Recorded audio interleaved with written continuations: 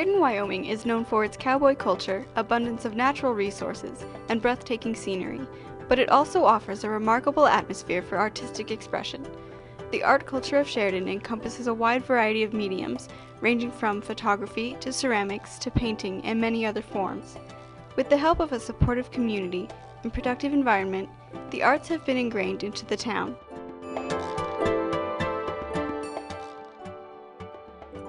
Sheridan College provides a starting point for many aspiring artists.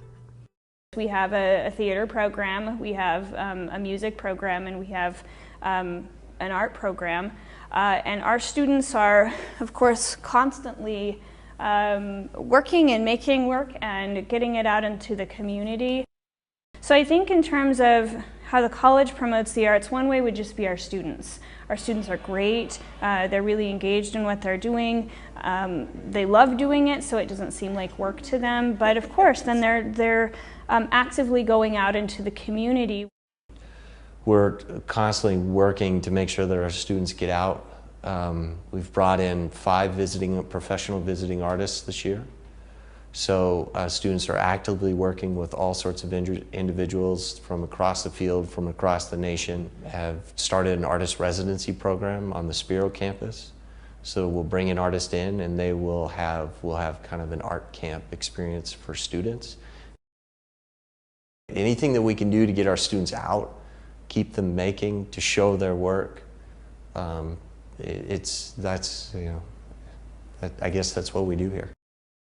All 3 of us are very interested in making sure that we facilitate everything that we can to do to help these students, because all 3 of us are we were these students.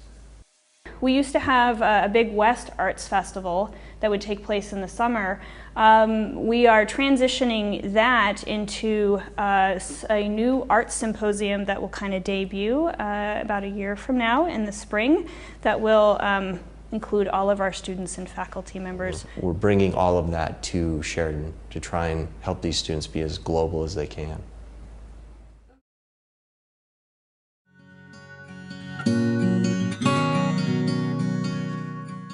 Sheridan draws artists in such great numbers that art retreats have been established to provide a unique outlet. Welcome to Gentile. Gentile is an artist residency program located about 20 miles southeast of Sheridan, Wyoming. Nelchie is the founder of Gentile. She decided that she wanted to really implement that dream of the gift of time and space for artists. Gentile is a place that is about landscape. We're in the foothills of the Bighorn Mountains in an incredibly beautiful setting. It is a sanctuary for artists and writers to come and indulge and engage in the creative process. A place where community is often formed. The 2 writers and 4 visual artists that come each month are engaged in a solitary kind of practice and exploration in their studios, but they do come together in the house. It's rough being an artist, you know, you're always getting reject letters, or people don't understand what you're making or what you're writing, or you don't get published, and it's really a struggle.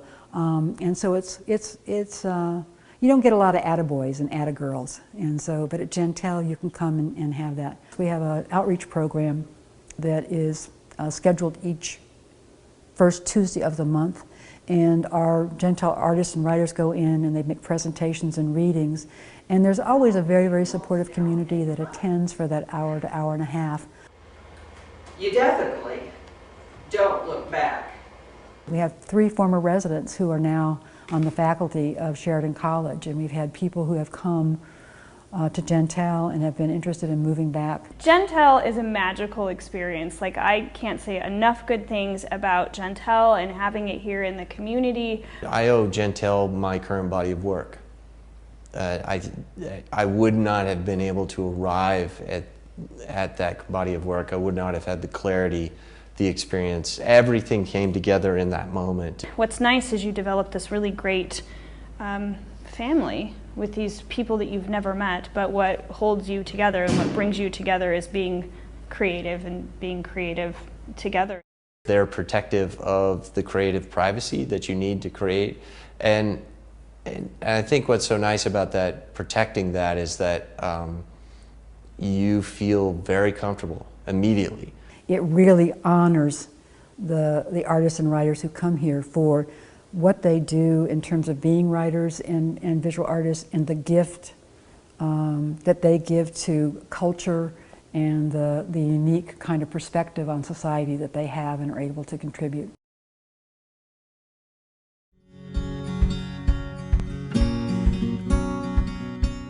For many people in Sheridan, art is an integral part of their lives, with some even making a career of it. Despite the presence of the starving artist stereotype, the area has been able to provide opportunities for such an ambitious endeavor. Shoot first and ask questions later.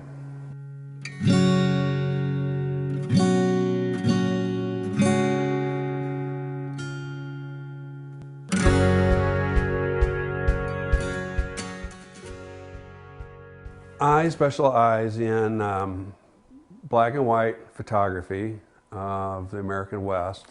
My dad was an amateur photographer, and so when I was a little kid, I'd wake up, go down the basement, and I'd see the bunch of prints washing in the washing tray. And he had a dark room, and he wasn't a professional photographer, he was an amateur photographer. But he's the one that got me started on everything, taught me how to use a dark room, bought me my first camera, and I guess I kind of took after him and fell in love with photography.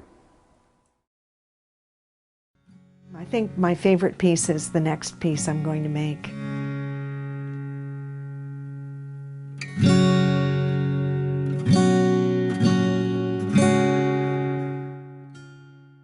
I work primarily specializing in ceramics. I have done jewelry and bookmaking as well, but clay is my first love. Well, my father was a carpenter who doodled faces when he talked on the phone, and he was always doing something with his hands. And my mother embroidered and was always doing things with her hands.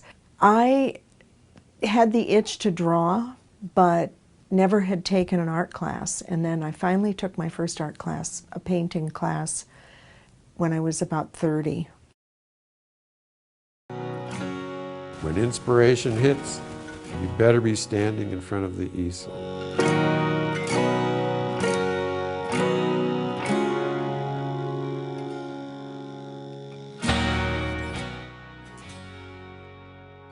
Oh, I specialize, or what I really like is etching, and then etching, which is really studio oriented. I also enjoy going outside painting, so it's called plein air painting or field painting. I've always liked to draw, and it's just one of those disciplines that really intrigued me. We'd been working on ranches, remote ranches, and I found a nice job on a little ranch that was part-time, and I started working my way through the art books in the library. I'm probably most proud of my cowboy horse ranch project that I've worked on in the Great Basin, and the reason for that is because I started it in 1989, and I've kind of kept up over the years. And so just the fact that I've taken something and I've stuck with it for over, I don't know, 20, 25 years is, I think it's kind of a neat thing. These are all my fine art, I guess you'd call them pictures.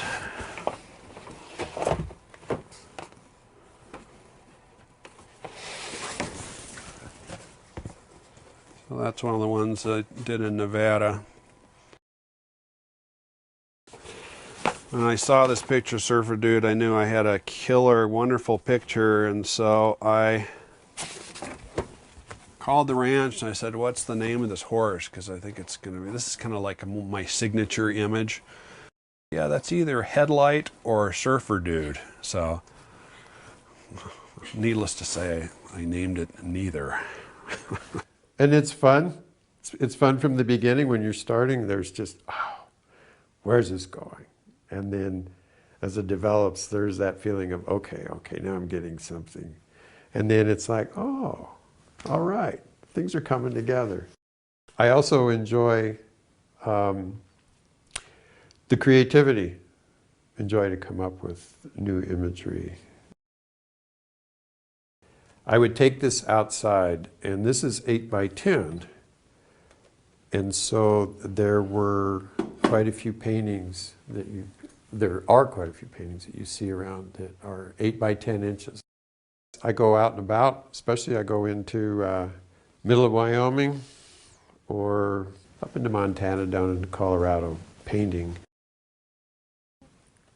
This was a funny project, but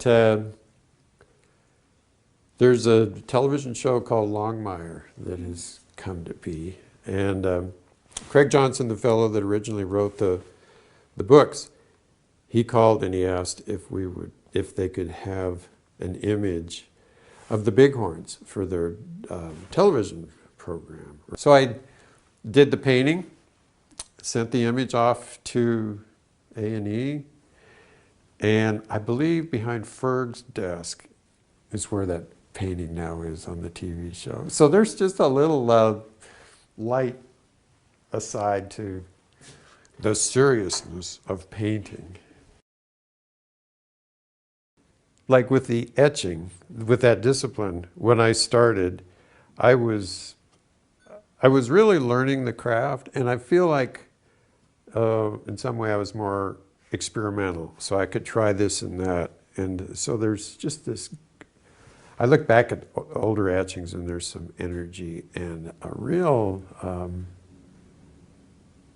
nice feeling of exploration.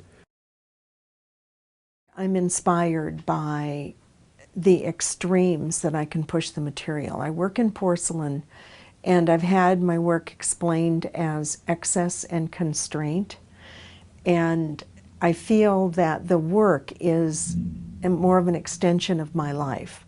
So I'm inspired by that. I work to make the inside like the outside is, as I do myself. I try not to hide things, and so the insides of my pots have as much in them as the outsides do. I love the mark of a tool on the clay, and it's like a conversation with the clay. So if I make a mark or I tear the clay, then I step back to see how the clay has responded. So it's a back and forth kind of thing, and that way it never gets boring, because my mark is always a little bit different and the clay's response is a little bit different. Photography really connects me to the world. I mean, it's how I'm connected to the world. I think when I've got a camera in my hands and I'm looking through my camera, I see much better. I see things that I ordinarily wouldn't see if I was just, staring out the window or something. But it's really, it's allowed me to travel and experience different ways of life and different cultures and different people. And so it's really been my, that's the way I experience life. It's like if a person has been to an art show of landscape paintings, you walk out of the gallery,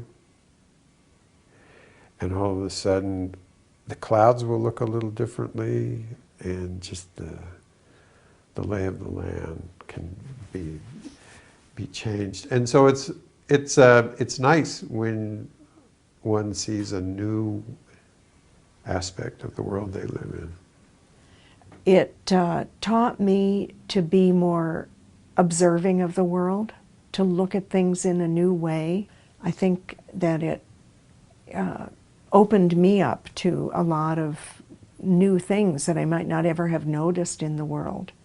I think art is a mirroring of ourselves, our society, our world, and I think when you look over, centuries and centuries of art, I mean, it just tells you so much about, people and their struggles and their imaginations and their psychoses and their thought patterns, and it's just it's really I mean, without art, I don't know, I don't think we would have any idea where we come from.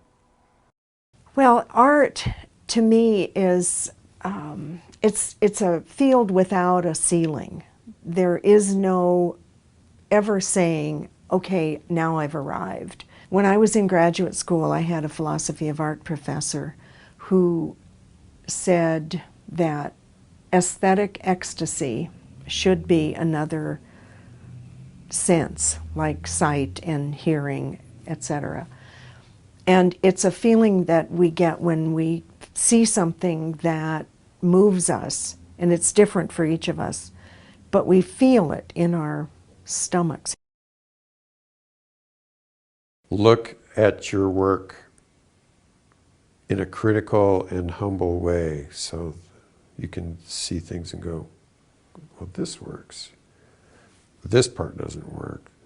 I need to really develop on this. My advice to artists, or aspiring artists especially, would be just to look and to read and to listen to music and to read poetry and you know, go to movies and read history and you know, see where we came from and what other people's thought processes are. Give yourself permission to make ugly things, because the next one will be better.